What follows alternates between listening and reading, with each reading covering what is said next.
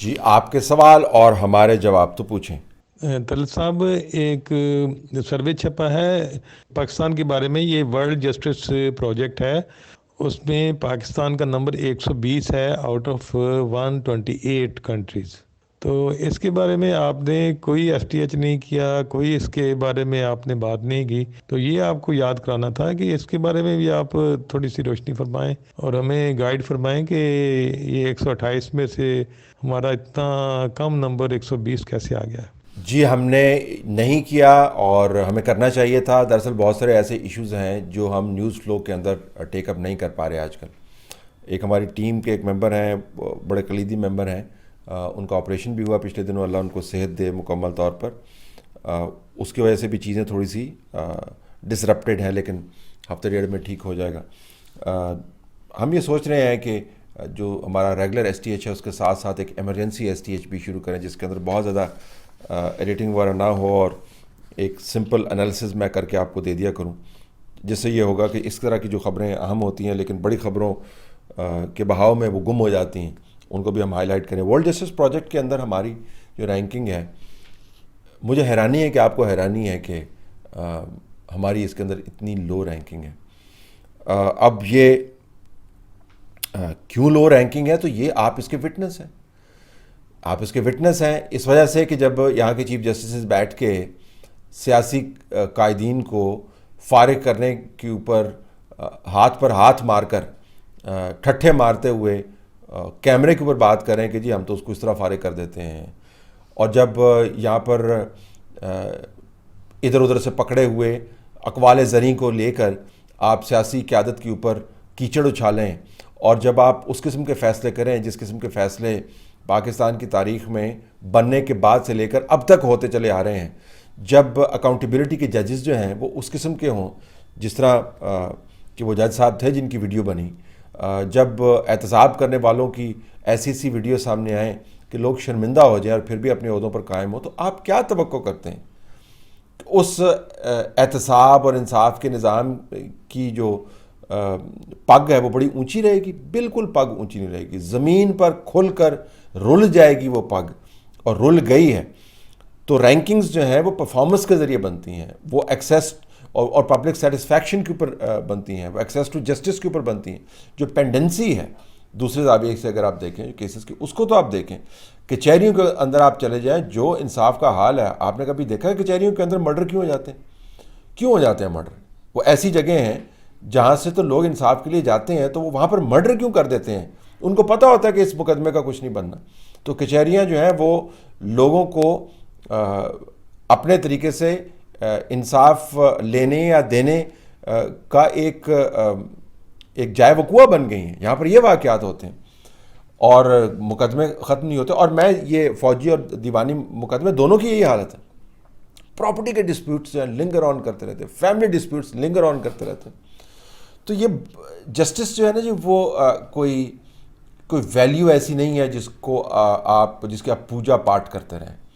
یہ ایک سروس ہے جو ڈیلیور ہونی ہوتی ہے، اور تعلیم کی طرح، صاف پانی کی طرح، احساس تحفظ کی طرح، تعلیم کی طرح، ووٹ کے تقدس کی طرح جب یہ ڈیلیور نہیں ہو پاتی تو اس کی یہی رینکنگ آتی ہے جو پاکستان کی آئی. کیسے آ گیا؟ ایسے آ گیا جیسے آتا ہے پاکستان. السلام علیکم طلعت بھائی.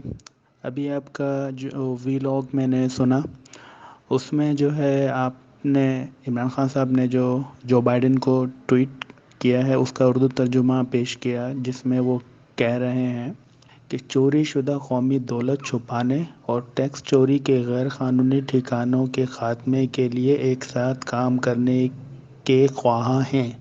طلعت بھائی، کرونا کے بعد، کووڈ کے بعد جب انڈسٹری کھلی تو سب سے پہلے کنسٹرکشن انڈسٹری کھولی گئی، اور اس میں یہ کہا گیا آپ نے جو پیسہ جہاں کمایا ہے، جیسا کمایا ہے، آپ سے پوچھ گچھ نہیں کی جائے گی. تو یہ بات کہنے والا شخص یہ امریکی صدر سے اس طرح کا خواہاں کس طرح سے ہو سکتا ہے؟ اور یہ کنسٹرکشن انڈسٹری کی تو کیا آپ بات کرتے ہیں؟ کنسٹرکشن انڈسٹری کے تو ہاتھ چومنے چاہیے جو لوگ اس کو چلاتے ہیں، اور ان میں سے چند ایک لوگ اکثر ہمیں پیغام بھیجتے رہتے ہیں کہ آپ کن کاموں میں پڑے ہوئے ہیں. یہ کنسٹرکشن انڈسٹری کے اندر آپ آئیں اور کوئی ریئل اسٹیٹ کا کام شام کریں, اور کوئی جو ہے 4-5 سال کے اندر آپ بھی اس جگہ پر آئیں کہ آپ کو کوئی چینل سے نکال نہ پائے, اور اپنے چینل خود بھی آپ کھول سکتے ہیں. حالانکہ ان کو معلوم ہے کہ ایسے پیغامات کی کیا وقت ہو سکتی ہے. یہ جو ہاؤسنگ ہم نے کرنی ہے غریبوں کے لیے, یہ کمال ہاؤسنگ ہے. ایک تو 2 اسکیمز ہیں. ایک کے تحت تو آپ ریاست کی زمین کے اوپر تعمیر کریں گے سبسیڈائز ریٹس کے اوپر, اور پھر اس کے بعد اس کی پیمنٹس کلیم کریں گے. دوسرا یہ کہ زمین آپ کی اپنی ہے اور اس کے اوپر آپ نے کنسٹرکشن کرنی ہے. کنسٹرکشن کر کے آپ نے صرف دکھانا ہے کہ آپ نے کر لیا ہے, اور اس کے بعد بینکوں نے آپ کو پیمنٹ واپس کر دینی ہے, اور پیمنٹ کرنے کے بعد جو ہے وہ ایوریج ریٹ کے اوپر آپ کا معاملہ ختم. آپ نے پیسے لے لی, بینک اور جانے اور حکومت جانے. اب اگر 100 فٹ زمین ہے, میں ویسے آپ کو مثال دے رہا ہوں, اور اس میں سے 90 فٹ میرے پاس ہے, تو ظاہر ہے بینک سے جو میں پیسے اٹھاؤں گا پیمنٹ کے طور پر سارے میری جیب میں جائیں گے نا. تو میں جو اگر 90 والا ہوں یا 70 والا ہوں یا 30 والا ہوں تو میری تو چاندی ہوگی ایک. دوسرا یہ کہ میں نے زمین اٹھائی ہے زور بازو 1 روپے پر فٹ, دوسروں کی زمین مل رہی ہے 10 روپے پر فٹ, تو میں قیمت تو کلیم کر رہا ہوں 10 روپے پر فٹ کے اوپر. زمین میں نے اٹھائی ہے 1 روپے پر فٹ کے اوپر. کیوں؟ کیونکہ میں تگڑا ہوں, تو میری مزید چاندی ہو گئی. اور تیسری بات یہ, کنسٹرکشن کے اندر میں نے جو ڈنڈی ماری ہے کس نے مجھ سے پوچھنا ہے؟ میں نے تو کنسٹرکٹ کر کے حوالے کر دیے ہیں آپ کے. اب وہ کل کو ان کی چھتیں گر جاتی ہیں کہ میری کوئی لائبلٹی نہیں ہے. عمومی طور کون مجھے پکڑے گا؟ کوئی نہیں پکڑے گا. تو کنسٹرکشن تو بہت بڑا مافیا ہے جی. یہ تو تبھی تو دوبارہ کھولی ہے. بہانہ ویسے یہی لگایا گیا ہے کہ کنسٹرکشن کے ساتھ انڈسٹریز جو ہیں وہ منسلک ہے اور کام بڑا چل پڑے گا. الیکٹریشین بھی منسلک ہے, اس میں جو ہے بڑھائی بھی منسلک ہے, اس کے اندر سیمنٹ بھی ہے, ریت بھی ہے, بجری, اینٹیں, لوہا, ٹائلز, میسنری. مطلب 28-30 کے قریب انڈسٹریز اس سے وابستہ ہیں. لیکن جو سب سے بڑی انڈسٹری سے وابستہ ہے وہ مال بنانے والی انڈسٹری وابستہ ہے. تو آپ نے ٹھیک کہا کہ لیکن امریکی صدر کو کچھ بھی آپ کہہ سکتے ہیں. امریکی نے کون سے آپ کے ٹویٹ پر توجہ دینی ہے؟ ان کو اپنے مسئلے پڑے ہوئے. السلام علیکم طلعت صاحب, امید ہے کہ آپ خیریت سے ہو. میرا نام سجاد خان ہے, میں جرنلسٹ اسٹوڈنٹ ہوں ابھی پشاور یونیورسٹی میں. میں آپ سے ایک چھوٹا سا ریکویسٹ کرتا ہوں کہ آپ جرنلزم کے بارے میں بھی ایک ویڈیو بنائیں کہ اینکر کیسا بننا ہے, رپورٹر کیسا بننا ہے, آپ الیکٹرانک میڈیا پرنٹ میڈیا میں آنے کے لیے کون سے مراحل سے گزرنا ہوگا. تو اس پر آپ ایک ویڈیو بنائے تھا کہ ہم کو آسانی ہو, ہم کو پتہ چلے کہ کون کون مراحل سے ایک جرنلسٹ گزرتی.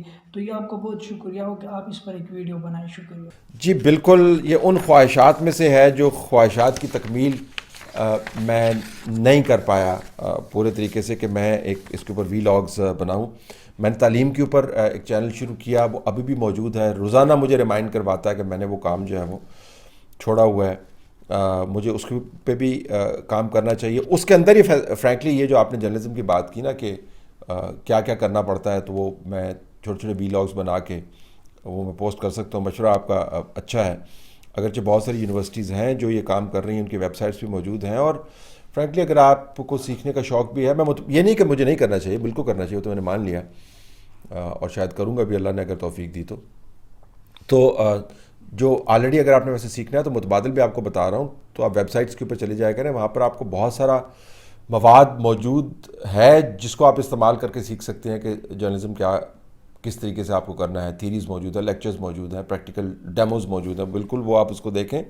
پاکستان کے ماحول کے اندر بہت ساری چیزیں ہو سکتا ہے, اگر بہت ساری نہیں تو چند کلیدی چیزیں لاگو نہیں ہوتی ہوں گی, تو ان کو آپ نے پھر کیسے ٹیکل کرنا ہے, وہاں پر ظاہر ہے ہمارا کچھ تجربہ ہے, وہ ہم آپ کو بتا سکتے ہیں. لیکن آپ نے نشاندہی کی ہے اور مجھے دوبارہ احساس دلوایا ہے کہ مجھے جو میں نے ایجوکیشن کا چینل بنایا تھا اس کو ری ایکٹیویٹ کرنے کی ضرورت ہے. تو اس کے اوپر سوچتے ہیں.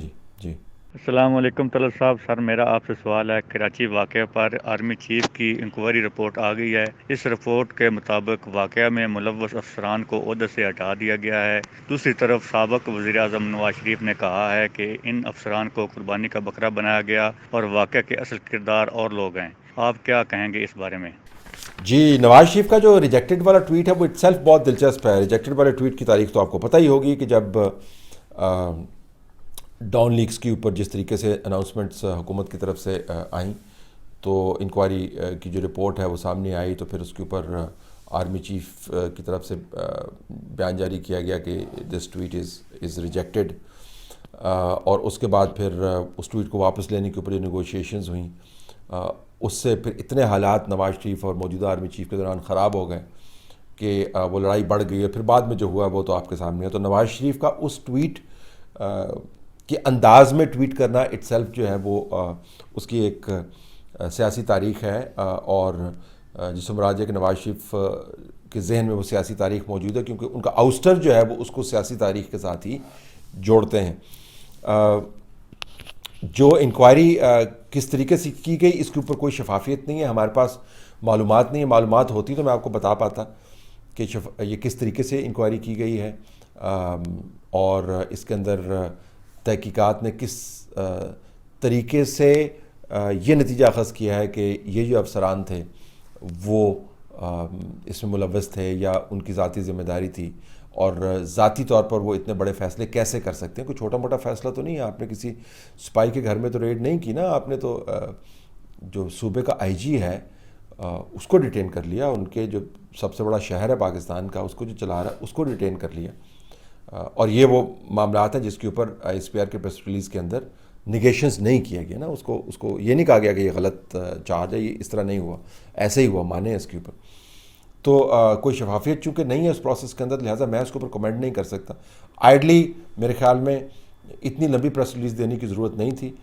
بتا دینا چاہیے تھا کہ ہم نے یہ پروسیس کیا ہے جس کے نتیجے میں یہ فیصلے کیے ہیں اور ہم نے ان کو ڈسکور کیا کہ یہ غلطی پر تھے. پھر اس کو فالو اپ بھی بتا دیتے تفصیل کے ساتھ، جو زیادہ ضروری ہے کہ آنے والے دنوں میں کیا کارروائی ہوگی، کس قانون کے تحت کارروائی ہوگی. جو قانون لاگو کیا جا رہا ہے وہی قانون ہوگا، کوئی نیا قانون ہوگا، یہ بعد میں ان کو سرزنش کر کے چھوڑ دیا جائے گا. تو جب آپ مکمل طور پر کھلے طریقے سے بات کرتے ہیں، بھلے وہ بات متنازع بھی ہو اور لوگ اس کو ڈیبیٹ کریں تو لوگ زیادہ کنونسڈ ہوتے ہیں. لیکن جب آپ بہت زیادہ بھول بھلیاں ڈالنے کی کوشش کرتے ہیں تو لوگ کنونسڈ نہیں ہوتے. میرا جو اپنا ماننا ہے، آرمی ایک بہت ہی ڈسپلنڈ انسٹیٹیوشن ہے، تو حتمی طور پر کیا انہوں نے اوور سٹیپ کیا اپنے مینڈیٹ کو؟ ان کا مینڈیٹ کیا تھا؟ انہوں نے کس کو کمیونیکیٹ کیا؟ از خود یہ کام کر رہے تھے یا نہیں؟ یہ بڑے سوال ہیں جو پریس ریلیز جاری کرنے سے صرف جو ہیں چلے نہیں جائیں گے. زیر بحث نہیں آئیں گے. ظاہر پاکستان کے اندر آپ کو پتہ ہے ایسے معاملات کہاں پہ زیر بحث آئیں گے. ان حالات میں بعد میں آ سکتے ہیں، لیکن لوگوں کی اعتماد سازی کے لیے میں صرف اس زاویے سے بات کر رہا ہوں. It's important to address these questions. اور آپ کے سوال کے اندر جو شک چھپا ہوا ہے یہ وہی نتیجہ ہے، وہی خطرناک نتیجہ ہے جس کی طرف میں بار بار نشاندہی کرتا ہوں کہ اگر آپ نے یہ کام صحیح طریقے سے نہیں کیا تو لوگوں کو کنونس کرنے کے لیے نہیں، اسٹریٹ فارورڈ طریقے سے بیان کرنے کے لیے، تو لوگ جو ہیں یہ سوال پوچھتے رہیں گے. نہ آپ اس کے اوپر بحث ہونے دیں، نہ اس کے اوپر بحث ہو، ایک علیحدہ بات ہے، لیکن یہ بحث جائے گی نہیں.